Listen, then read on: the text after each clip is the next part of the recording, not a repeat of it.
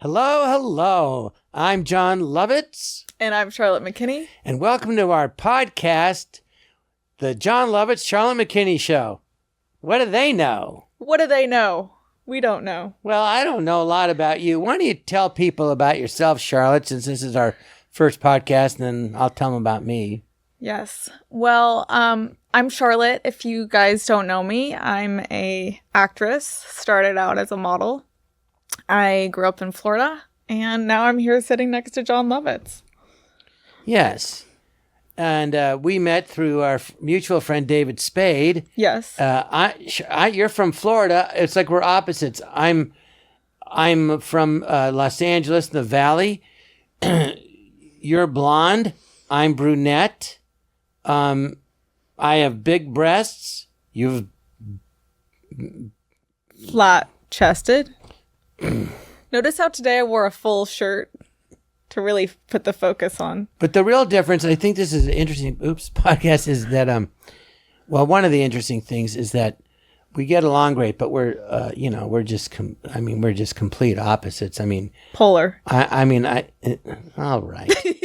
No, but it's like do you want to say your age? No, 21. Well, you're a lot younger than me. I'm a lot older. You're blonde. Yes. I'm naturally losing my hair, and anyway, it's interesting to me the differences and we'll find in this podcast the things that we each know about that the other has never heard of, and people our ages couldn't fathom it.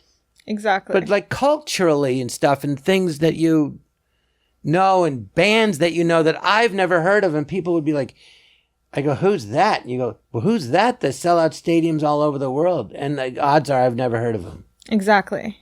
Not because I'm out of it, but you just get older. You stop listening to certain stuff. It's the yin and the yang, the new age, the little newer, older age. Oh, and, it's not we come together. That old. No, we're coming together and we're talking about, pop culture. We're going to talk about relationships. We're just going to talk about it all from my side and from your side. Yeah, I want to hear about, what women like and how to, seduce. Yes. And I'm sure you want to hear what I think about it and then do the opposite. Polar opposite. By the way, we're both acting and everything. What's going on with your career? I know you did this big movie. So I just wrapped a film with Tommy Lee Jones and James Franco. Wow. That was a fun one. We shot that in Atlanta. And trying to hustle and find the next gig. So that was a fun one. That was Damien Lichtenstein directed it? Yeah. Yes. I did a movie with him called 3,000 Miles to Graceland. Yes. With Kevin. Well, I was, one scene, but with Kevin Costner and Kurt Russell. But it was fun. I knew Kevin, and he called me up. He goes, it was pretty funny. He goes, hey, Jon, I'm doing this movie, and there's a scene where I have to kill somebody. And I said, it has to be Jon Lovitz. And I'm like, oh, thanks a lot. Oh, thank you. But he goes, there's nothing there now, but if I promise you I'll write a really good scene, like 3-page, but really dramatic scene, would you want to do it? I go, yeah. He goes, no, but I promise. I go, Kevin, I believe you. I'll do it, And he did. And he was so great, such a great actor in the scene. I think it was me and Courtney Cox and him. We're in an antique store, and he's like this crazy. I don't know, he's a psycho killer, but the audience does. And at one point, he's got a bow and arrow, and he's looking at me, and he's got the arrow pulled back, and looking at me, and I thought he was like genuinely. I didn't think he was going to shoot me with the arrow, of course, but I did think that he was genuinely furious with me. Like really, and that's so they go cut, and I go, "Are you mad at me?" He goes, "No." I go, "Oh." I mean, he was so real and so believable. I really thought he was. Yeah. I thought, oh, I did something. I mean, he's a great actor. And then I have a scene with Kurt Russell, and I'm dead with all these arrows in me, and I go, "Kurt," and Kurt discovers my dead body. I go, "Kurt, we finally get to work together." And we're doing the scene, and then Kurt goes, I can't look. I have to stop looking at you. You're making me laugh. I go, I'm not doing anything. I'm just dead with my eyes wide open, But it was a lot of fun. And what year was that? Because this is Damien Oh next gosh, movie that might have from been 20 years ago. 20 years ago. 15. It was a long time Wow. ago. Yeah. And then you have been nonstop. The past couple of months have been good. I did this independent movie called The Toast. Yes. Where it's first time director, but not a first time writer. Tom Meyer wrote and directed it. And all these people from Loyola Marymount College were in it. They're all in their 30s. And Rachel Rosenstein got me the part. She was my manager's intern, and she recommended me. And so The Toast, it's about her getting married.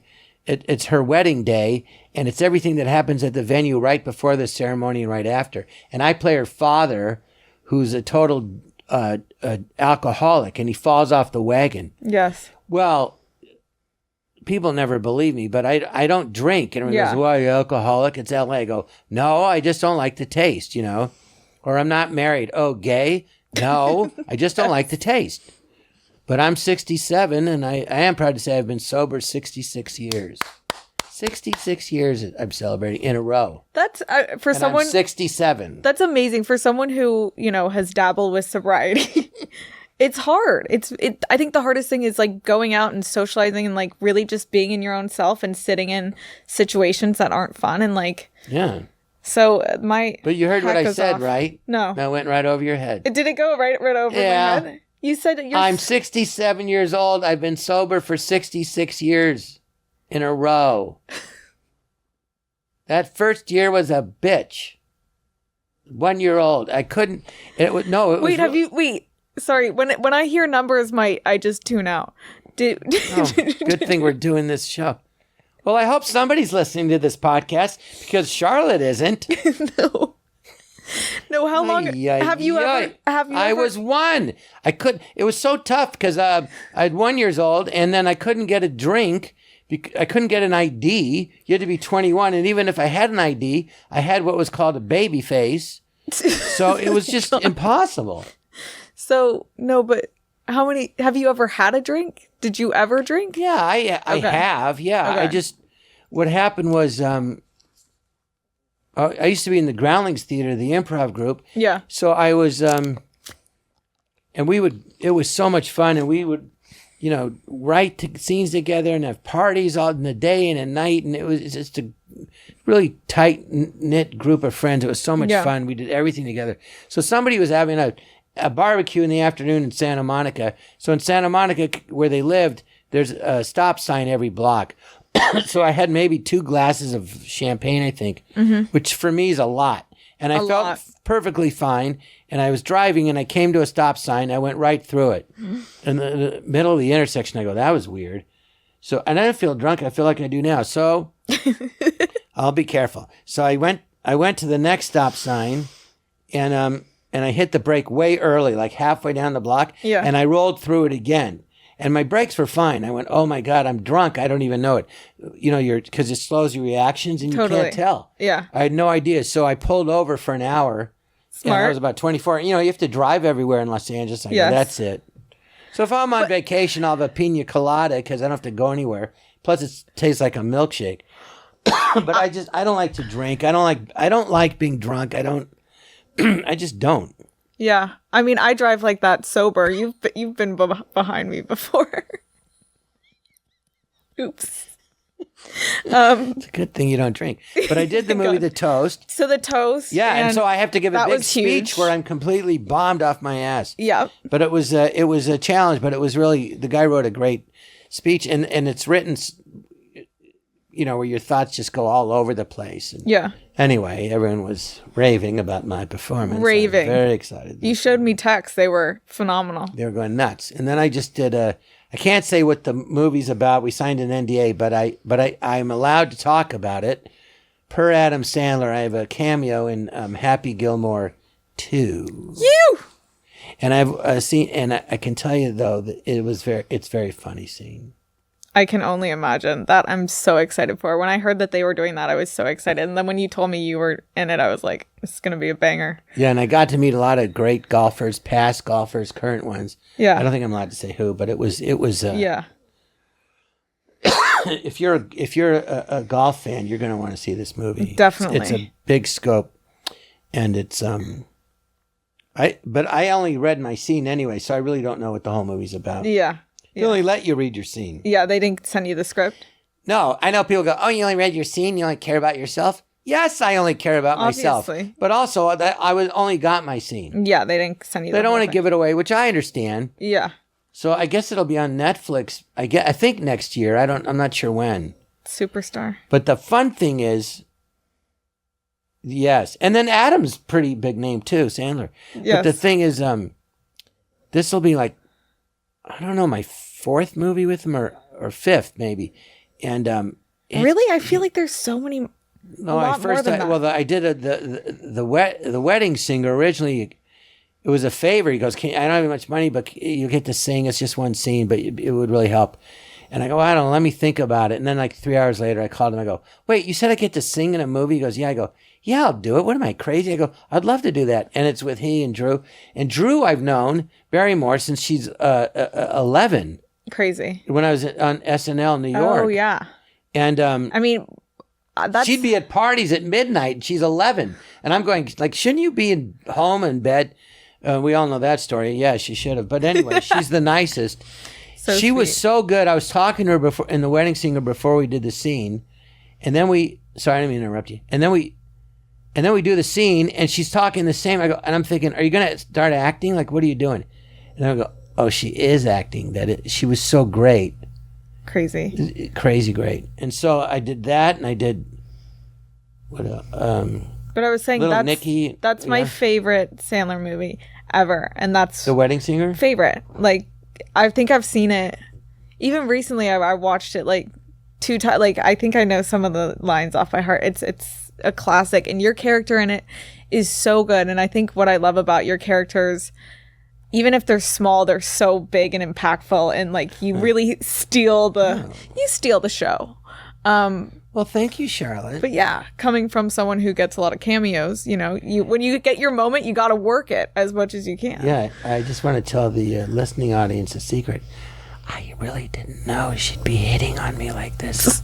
Sorry, this is embarrassing. So awkward. It's so awkward. At the same time, it's delightful. Anyway, I was just telling the audience how your hair looks really good today. Thank you. I washed it. But yeah, Adam, he makes. Have you been in any of his movies? No, a dream. He's. I can't say enough good things about him.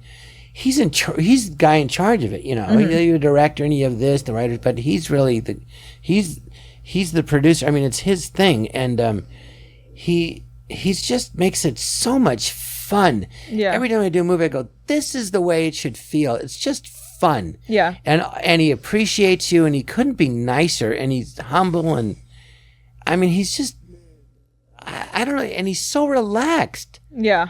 But he's like. This guy, he's shooting the movie. He's editing it. I was in Ridiculous 6, his movie. He goes, Lovitz, come here, I want to show you. And it was just when they started shooting digital and they're editing it. Mm-hmm. He's editing it, shooting it, writing the next movie, and editing the one before. So he's working on 3 movies at once. He's a machine. Past, present, and future. Yeah. He's unreal. It's crazy. But it was really fun, so... And then you did... And I do stand-up, and I did a commercial for FanDuel that's airing now. I loved it. I thought it was really, really great. I thought you did an amazing job in it. I Thank keep you. seeing it pop up. Yeah, I didn't know it was going to be on like NFL football games. Hell yeah. And what about, can you talk about that show you did, that series you did like a day on? Oh, yeah. I forgot. And then I did a day. I know your career more than you. I did a day on Shane Gillis's show, Tires. Yes. And how was that? I didn't even know. I never met Shane, but I read the script. I didn't know anything about it. I didn't even know he was in it. They go, they offered you a part in this show on Netflix. So I read it and I go, oh, this is really funny. It's well written. I'll do it. And then I found out afterward it's Tires with Shane Gillis and it's a big hit. And I'm like, oh, but I had really fun doing it. They're all really, really nice. One of the girls, all the actors are nice. They're all great. Yeah. And one of the girls in it, I forget her name. She's the receptionist. She's never acted before. Crazy. I go, But she's so she's natural great. and real. Yeah, she's great. Amazing. We'll just talk about acting later. She didn't learn any bad habits, I guess. She can just do it. Yeah. So that's fun. And then they like me, and they said they're going to have me back next year. Amazing. If there is a next year. Well, we'll have to get him to come do the pod. Yes. That's the trade-off. Well, he's back east, you know. Get him in. Get him out. I have to do it on the Zoom. Yeah, the Zoom. So what are our... Let me just... And then I do my... I don't mean to hog the whole podcast, work-wise, but I have my singing show at this club. Oh, yes. When does that start? I've already done 3. It's called From the Shower to the Stage. So if you're ever, next one's January 14th. Oh, sorry. I thought you meant in Vegas. So this one is the one here. Okay. In Los Angeles. In Los Angeles. Herb Alpert, the great trumpet player, owns the club with his daughter Eden. So I sing and do comedy with the musical conductor and piano player is Randy Waldman. This guy's worked with Frank Sinatra, Michael Jackson. He's Barbra Streisand's personal musical pianist and her musical conductor. Amazing. Pianist, Charlotte. Sorry, you saw me go there. Jesus Christ. You said it like how penis. Pianist. And then I do my stand-up, and that's so you got to keep. I've been encouraging Charlotte to do stand-up. She's very funny, but you got to learn how to do it. You just got to keep getting up, trial and error. But that's my career. That's your career. Well, I think we should go on to next segment. Do you think? Yes, I think so. Okay, so we're gonna this is our segment called Next segment. Next segment is Weird News, where we pick any kind of trending or not trending, pop culture, not whatever, and we chat about it. So, John, what is striking you right now? What came to your attention recently? Well, this is what I found interesting is, everybody, they save their change a lot. They have a drawer of change or a jar of change. I hate that stuff. You don't do that? Change just feels dirty to me. Well, okay, because they have a dime. They inherited a dime from 1975. That which to you is probably like the time of Caesar, but to me it's not that long ago. Yeah. Anyway, a dime, and on a dime when they print it, they'll stamp the letter S to say where it was minted. Like S, I think, is San Francisco. Anyway, this dime, there was a limited amount of them that didn't have that S on them. And these 2 sisters inherited it from their dad, and they just sold it. Guess how much they got for the dime? How much? And as you know, a dime is 10 cents. For you drug addicts, it's not like a dime bag of like Coke. Dang it. I'm talking about an actual dime coin, 10 cents. Guess how much they sold it for? $500,000.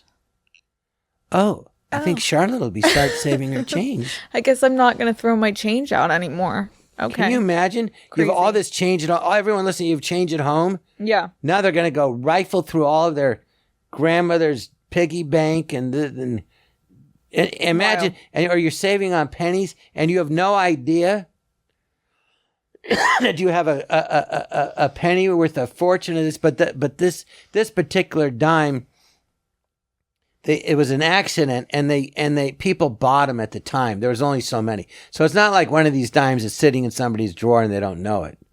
But can you imagine a dime and worth $500,000, one dime? I just found that ridiculous and ridiculous. Wow.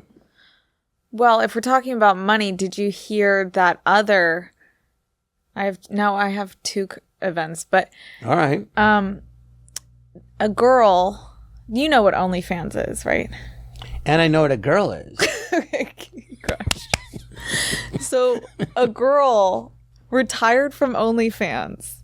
Guess how much money she retired with? 54,000. $67 million. Oh, I was thinking about that. 67 million? Oh, I think I read about that. Crazy, right? Yeah, crazy. Why would she retire? Right? Like, I mean, that's a ton of money, but why is she quitting now? It's insane. I mean, it's making me consider, guys, do I get on the OnlyFans? How long was she on there for?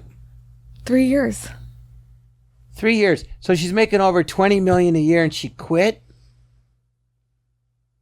Well, that's like, so she's smart and she's an idiot. Yeah. Why the hell would you quit? Well, but I also don't know what the context of. Do you know what she was doing on there? Like maybe she was getting, double penetration and she needed some rest. Oh, Charlotte. But you never know. Maybe that's why she needed to retire. It was a lot of. Oh my God. Well, maybe. So that being said, a lot of blood and poo running out. Is that what you're saying? No. I think that is what you're saying. No, I'm just saying. She lost bladder and bowel control. Okay, then I could see why she would quit. But you have a job that's making you over $20 million a year. I mean, let's say she's having sex and doing all that stuff on there, which I guess, I don't know. But if that's what it is, she was like, well, I don't want people to think you got a reputation that that's all I do. Well, it's too late. The cat's out of the bag. You might as well just keep doing it. So my question is, John, do I join OnlyFans? And do double penetration? No. Well, no. Well, that's the thing. It's like you can make such a crazy amount of money, but it's like, what do you have to do? Some people are on it and they just show like this one. I think you should start with single penetration, but not film it. Just rehearse it. And if you insist, I'll volunteer. Okay. See how you like it, and then decide. But I don't really, I'm not going to beg you. Okay, well, there's this singer, Lily. Well, what makes you think she did that? That's what popped in your head. I'm just thinking why she'd be so tired to retire. I don't know. It's so much money. It's like, why would you quit? But another person did it and just showed like feet pictures and like they're making a killing. Why don't you do that? I would love to. Anybody want to buy these hot feet? Well, you're a beautiful girl. I mean, I'm sure you'll make something. But my point is, if you want an acting career, you can't go on there and do That's porn. what I mean. That's what I mean. You can't. I don't know what this girl was both. doing, so I'm not saying she was doing that. I don't want to get sued. But then there's actresses who are on it.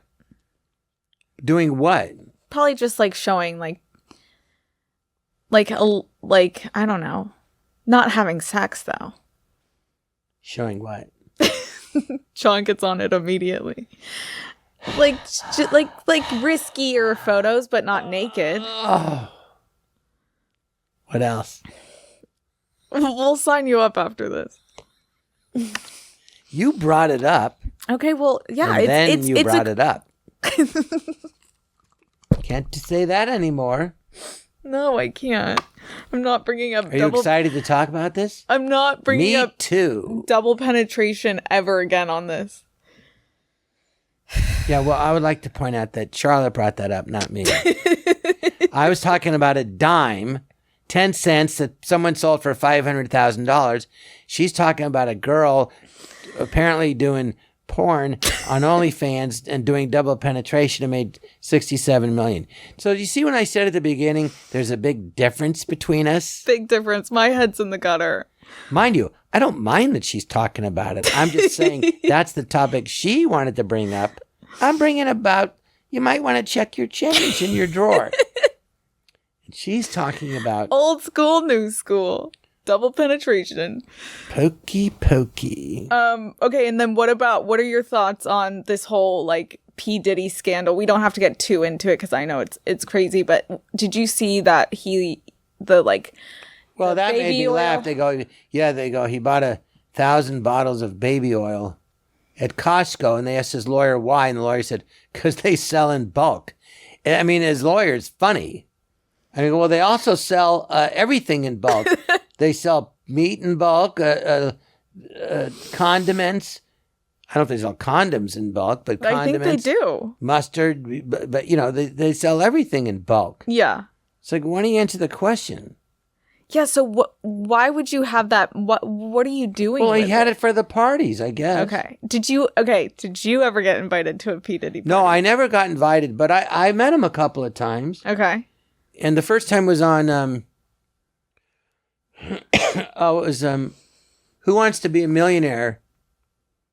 The celebrity version with Regis. And he was on there, and he was Sean Puffy Combs.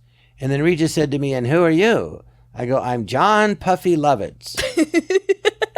and I thought, did he'll either laugh or, shoot me, but he laughed. Oh, no, that's he didn't good. shoot me. And then I ran into him about 5 years later at a party at the Beverly Hills Hotel after the Oscars. So it was in on the first floor, and they rented out a big room, and it wasn't a sex party, just people in tuxedos having drinks and food, it was that. And I saw him there, and he was about,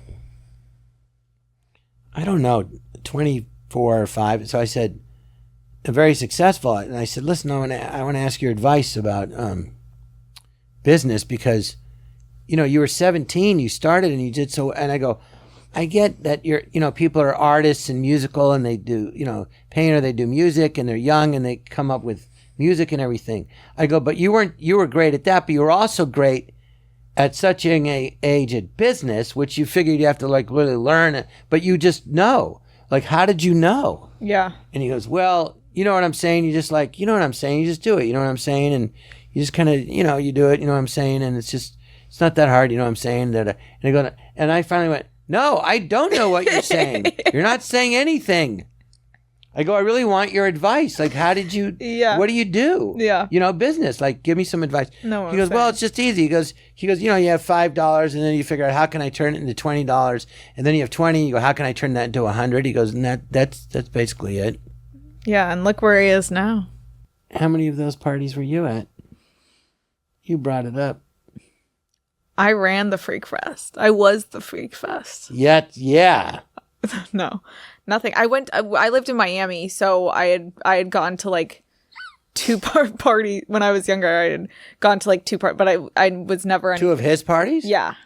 Oh, you were at his parties. No. You're looking at me. You were the one at the party. Well, what happened? What were no, they it was never anything it was nothing crazy. I've never witnessed anything it was just you'd go to the P. Diddy white party, and it was just, Was it fun? Yeah, but I never saw okay, but what about, forget the sex, what about the food? Was the food good? You think I eat, John? So you didn't eat you didn't have sex and you didn't eat? I didn't get laid. Why were and you I didn't there? You didn't even eat the food? No, I don't think people were going for the food. Was there good desserts? Or sushi? I can't really recall. That's when I was boozing, so I think I was more focused on the booze than the food. Not anymore. Well, how old were you when you went to those? And were you wearing all white?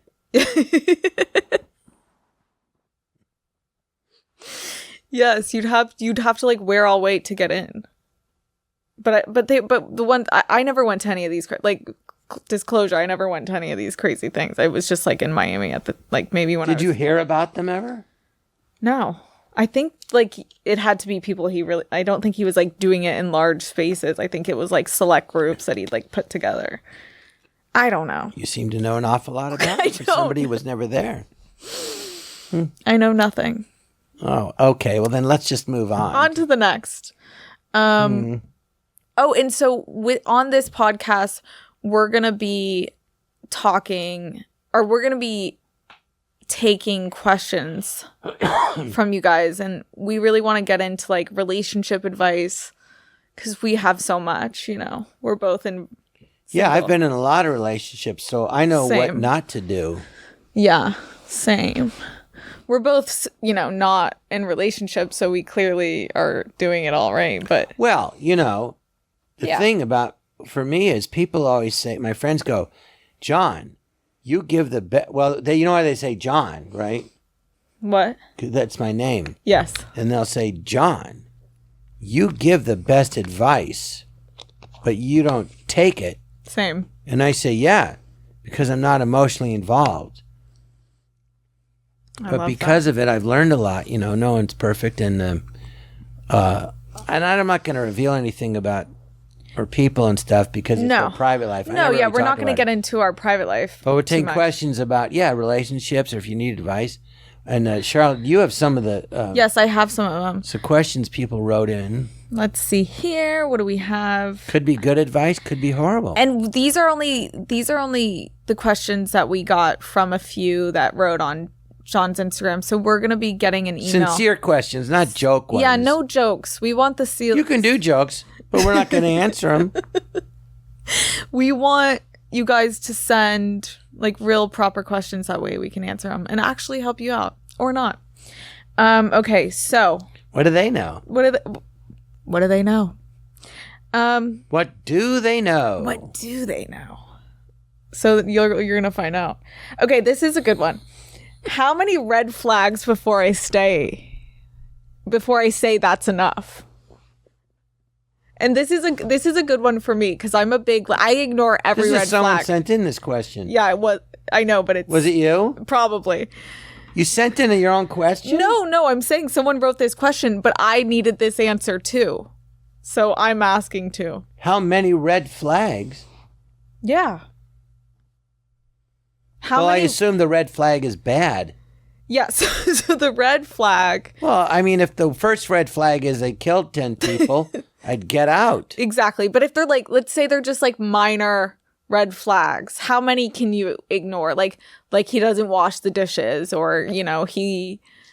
Well, what are you calling a red flag? Okay. He didn't dry the dishes well. Maybe he's perfect, but there was a little water left on one of the dishes. No. That to me would be a red flag about red flag, you. Yeah. That'd be a red flag. Like you're nuts. You left some spot. There's a spot on the dish. We're done. Because I do so many dishes. Cherry. By the way, that's my dog, if Cherry. If you ever hear snoring. He's going to be having a bar mitzvah and he's practicing his Hebrew. That's it. Jerry, come here. A red flag. Hi, Jer. A red flag. He looks so nice.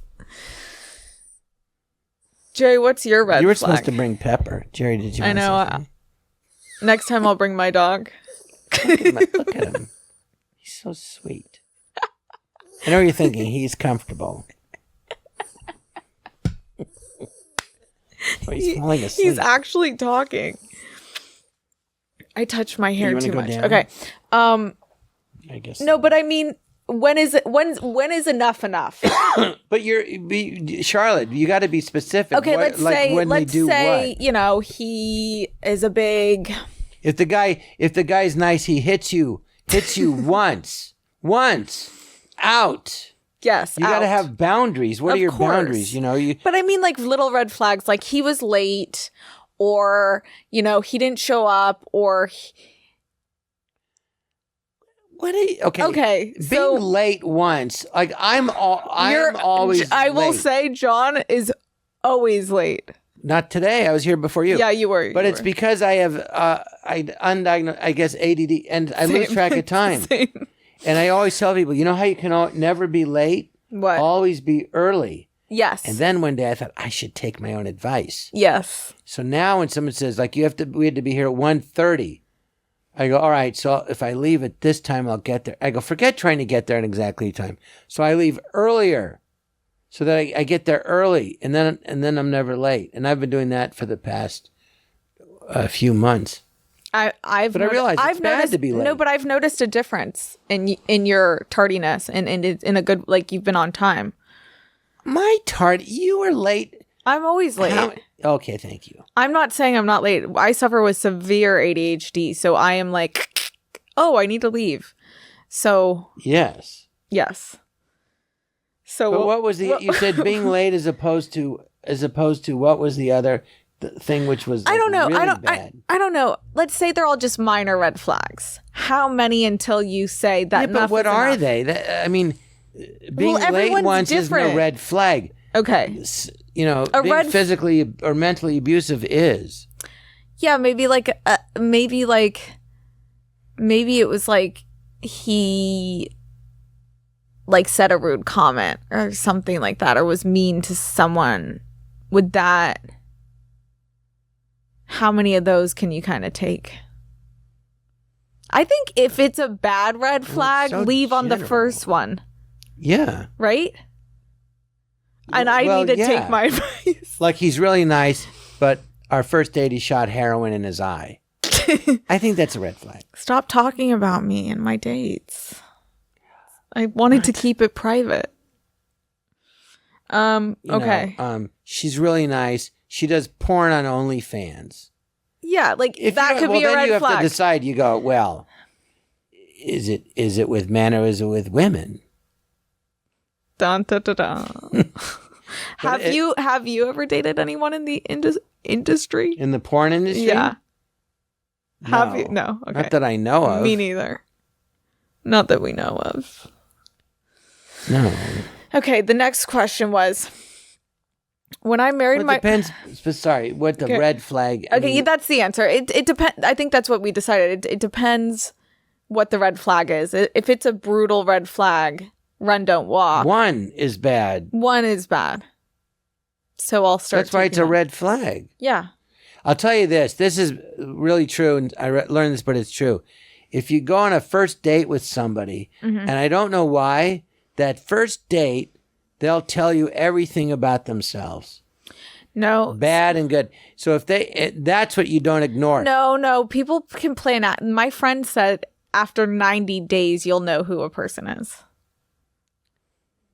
Yeah. No. People can hide it on. I act normal on a first date. Because everyone's on their best behavior for the first 3 months. That's what I mean. Then they start testing it, letting the other crap out.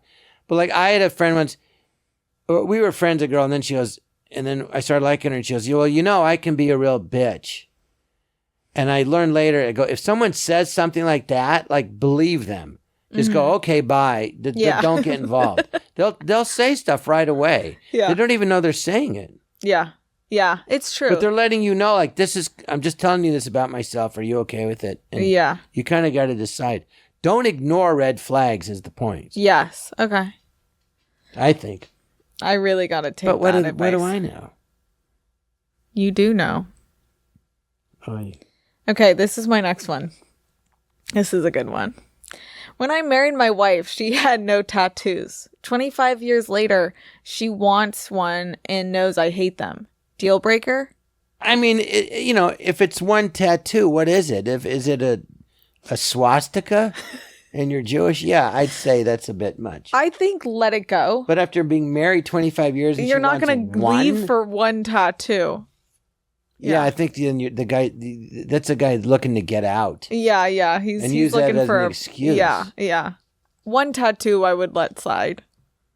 I have one tattoo. You do? Mm-hmm. What is it? Do you do? Well, yeah. I mean, I'll just tell you, like, I'm Jewish, so they go, if you have tattoos, you can't be buried in a Jewish cemetery.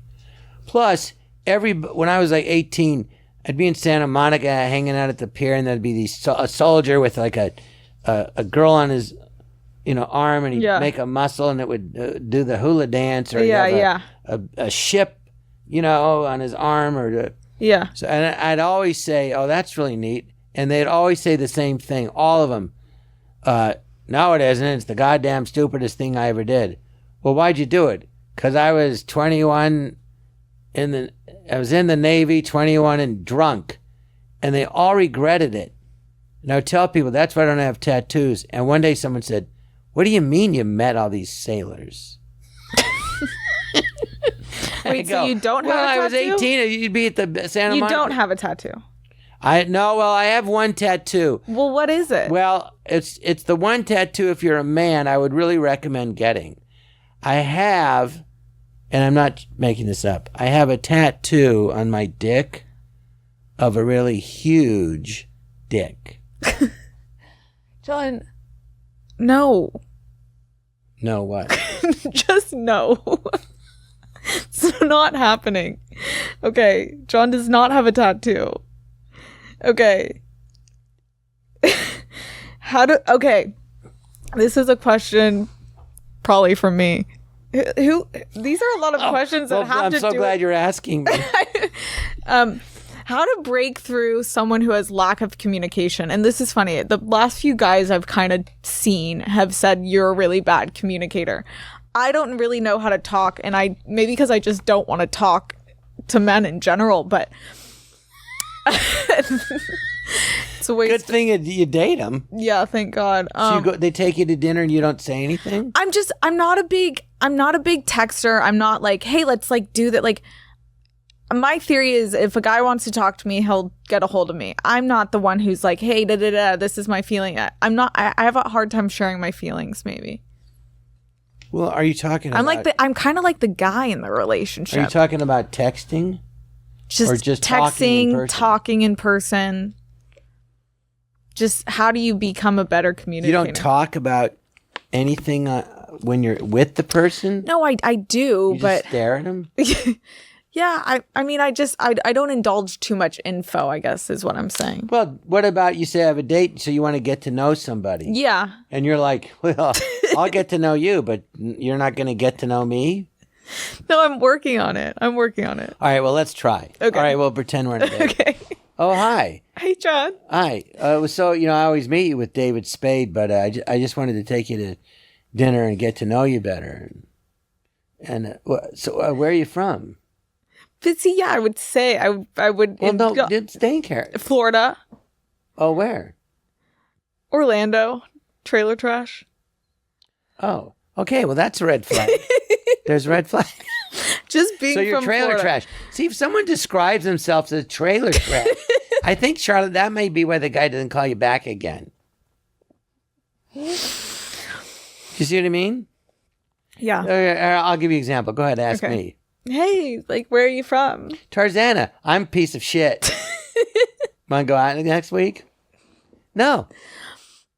No, but my gist of the thing is, what I'm really trying to say is... Well, what are you afraid to let them know? I mean, I'm just not big on, like... Talking? No, I'll share information about myself, but I'm not trying to text someone all day. Like, I have stuff to do. Like, when you meet a girl, I guess I do kind of date like a man. Like, when girls just, like, want to talk all day? I don't do But texting? Yeah. What are you doing? Well, I have that. I'll text someone and then I finally go, I'll just call them. I go, what am I, a teenage girl? Like, can't we just talk after a certain point? Yeah. I'm just not. But I know, I know, recently there was a girl, and she was interested in me and stuff, and then I go, it was great meeting you, and then I called her, and she's like, what? I go, what? I just called to say hi, and then red flag. She goes, well, then she goes, well, I'm on the phone with my friend. I go, all right, you want me to call you back? Yeah. So I did, and she never called again. And then I texted Later, her, loser. Nothing. Look what you missed out on. Well, okay, I have a question for you. What is that? Like someone, you meet someone and they're all interested in you and they give you their number and then you like call and text them and then they just stop. That's a big thing, especially in LA. What is that? Ghosting. Is that ghosting? Yes, I would call that ghosting. I say that's ghosting, definitely. Like, and I notice it so much. They'll be like so intense.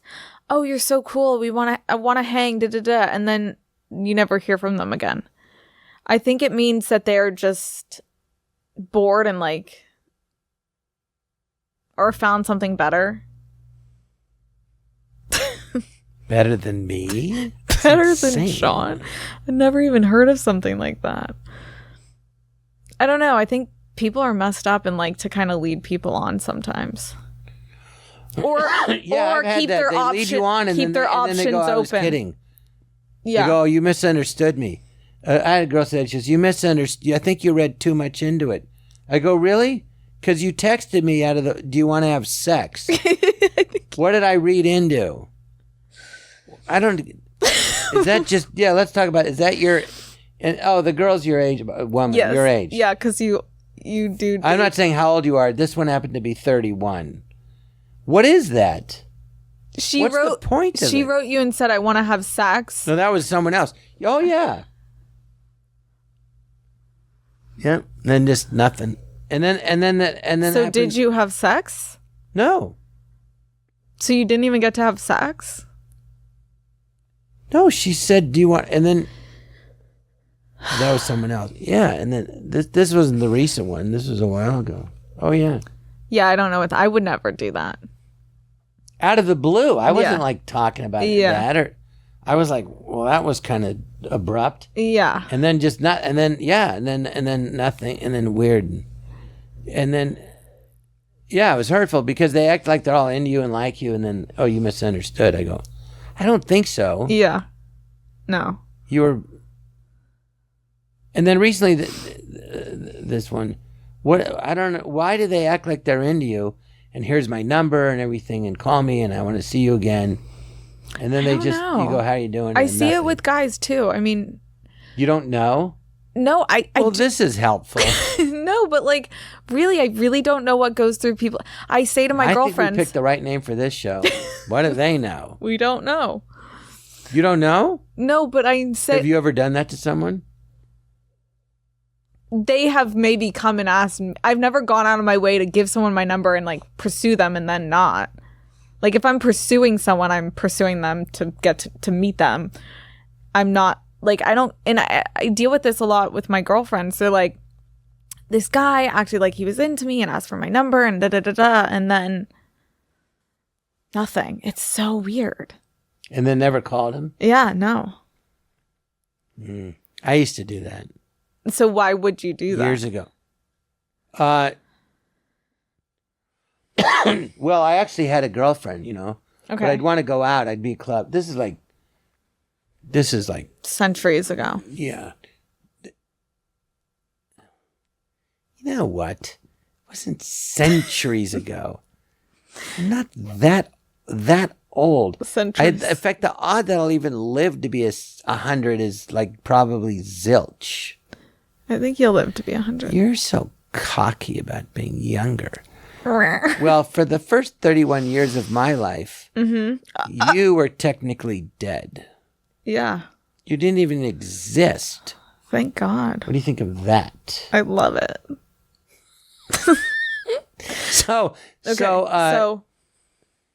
But I'd be at clubs, and then you meet someone, and I go, oh, you want to go out? Yeah, give me your number. So they give me your number. But then the next day you go, oh, what was I thinking? I wouldn't call because I go, yeah, it's disrespectful to my girlfriend. You go, well, asking for their number is disrespectful. I go, well, I didn't do anything. I just said, what's your number? But then I just said, nah, I shouldn't. Yeah, that's a no-go. I think it was just to see if I could get their number. Yeah. But that's when I was like in my late 20s. Yeah. But I didn't call him because I go, no, what am I doing? Yeah. But in the heat of the moment. It's fun. Yeah. So most of the time it means. But later on, I admit, I thought, yeah, that wasn't nice of me. Yeah. No. Would you do that now?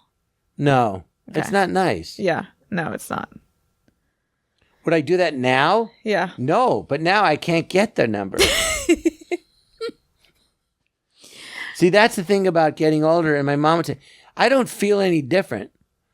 It's very weird. It's so bizarre. Like when I look at you, suddenly I feel like, oh, I'm that age. Yeah. Then I look at the monitor in front of us and I'm like, oops, no, I'm not. But you don't feel any different. No. Do you feel any different than, say, 10 years ago? No, I feel exactly the same. Right. You don't feel any different. And that's what I'm saying. It feels like time goes by and by. And then all of a sudden, it's like an accordion. It slams back on itself. Totally. And so like, you go, suddenly you go like, oh, 20 years ago, it feels like 20 years ago. And then suddenly it feels like yesterday. It's the most bizarre thing. It's crazy, and your mind plays tricks. Yeah. But then you realize, no, I'm not the same. And I went to a Clipper basketball game, and when I'd grown up, the athletes all look so much older, and I go, they're grown men. I'm like 8, 9, 13, they're grown.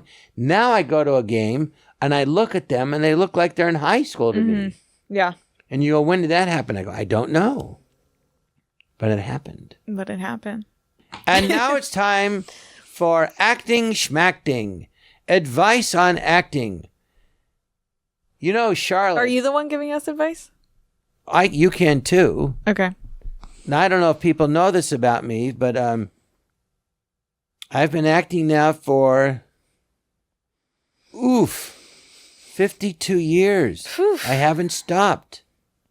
And I've done everything. I've done plays, theater, Broadway, live television, sitcoms, dramatic shows, over 60 movies, improv. And you and me both went to, Theater. we went to Groundlings. Groundlings, yeah, the improv. I was, well, not to brag, I was in the company. Whatever. Sorry. I did it too. So I kind of know, I really, not to brag, but know everything, pretty much everything there is to know about acting. You do. And I'm not saying I'm the greatest actor in the world, but I've done everything. Yeah. And the one thing I've learned in my life is I do think the point of life is to learn everything you can and teach others what you've learned. Totally. And I've learned that the way acting teachers teach you on the whole, not all of them, but a lot of them, and the way it's actually done is I've done professionally. It's very different. How professionals do it and how people that haven't done it professionally. But who is it? You're on the set as an actor or actress. When I'm on walk set, up and introduce yourself to somebody. Who do you think it is? When I'm on set, I treat everyone like gold, whether you're the... Well, you should treat everyone with respect. It's a collaborative art. Always. But who do you want to walk up and introduce yourself to? Who do I want to walk up and... Okay, and it's not the director and it's not... No. Okay, you're going to have to just tell me. The camera operator. Now, on a camera, for those of you who know, there's usually two people working the camera. The guy looking through the lens shooting it, and what's called the focus puller. I feel like I do that because I'm so weary of like my angles and my things. Yeah, the focus puller, he's doing the focus. But the guy looking through the lens, because you, as an actor, you need to know where you are in the frame. If it's full body, if it's your waist shot, chest, or right on close. You need to know where you are in the frame. But he'll tell you. Yeah. You don't always know, you know. No. They'll go, let's go in close, but how close? Yeah. And the reason you want to ask the guy is you need to know where you are in the frame. If it's just on your, like say your shoulders up, you can't move around. You'll be moving in and out of frame. And movies photograph thought. Great actor Alan Bates said that. So if it's your eyes, you're just thinking. You can talk and then you shift your eyes, and on screen it's a huge move. The other reason you need to know where you are in frame, and they'll always say, "Thank you." Yes, they'll go, "Hey, I want to meet you." Okay, if I ask you where I am in the frame, they go, "Yes," and they go, "You know your business." They'll tell you that, and they will take care of you the rest of the movie. Mm-hmm. They'll say to you, your mark where you have to stand, and they'll go, "Jon, move over like just a little bit." They'll want you to move over maybe an inch or two. They go, "Perfect, just an inch." And I'll go to them, "Why?" They go, "There was a shadow on your face." Well, can't have that. You know your lighting, but it could be past your peripheral vision. There's like a big blotch of shadow. You don't know. So they want to move. What they're doing is they're moving you into the best light.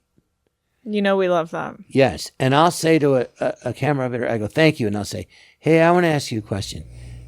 And I'm just saying, usually it's the actresses. I go, "If there was some actress and she was being a real bitch, would you tell her there's a shadow on her face?" And they'll say, "Nope." Yeah. And they'll let you, and they won't use the shot, and you're screwed. Yeah. And you want to know. You want to treat everybody with respect. Always. Which is good. I did a movie years ago, City Slickers 2, and I looked around. There was 4 of us in front of the camera, and behind the camera was 150 people. 150. Crazy. And I realized I'm just one cog in this movie. And those 150 people, they're all trying to make you, the actor, look good. Mm-hmm. Which this one, right on camera. So you want to treat everybody, and remember that, and don't have an attitude. And by the way, the people that get a fat head and attitude, they you don't last. Everyone knows each other. They don't last, and no one wants to work with them. Word gets around. No, that's my biggest thing. I take pride, whether it's the smallest job, the biggest job, the crafty, to the director. We're all the same. We're all to the janitor. Yeah, you are. You just we're all the same, and yeah, treat everyone with They're respect. all trying to make you look great. The hair people, the makeup, the lighting. We're all in it together. It's all for the actor, director. Yeah, but at the end of the day, you're the one in front of the camera doing it. They're trying to make you look good. So you be nice to those people, and they'll bust their butt for you. Totally. And help you. No, I think that's the number one tip. Acting tip number 1, we did it. Well, let's wrap this baby up. Let's wrap it up. What have we learned? What have we learned? I need to stop ignoring red flags. And you might want to reconsider going on OnlyFans doing double penetration. Noted. And I've learned if a girl stops testing you back, she's not interested. That should even just if be she common said sense. she was. It's kind of hurtful. It is. And I'm going to say who that girl was now. I didn't want to say. It was Charlotte. It's me. I never respond to John's text. Yeah, right. I call you back the second you call me. No, you don't. Next time we're on, I'll have a tan like John. I could call you in the morning and you'll call back at like that afternoon or that night. I let you think on it. I let you wait. I warm you up. Why? I'm Get not y'all trying nervous. to date you. You're trying to date me. I am. How'd you know? All right, kids. Well, I think we dated once.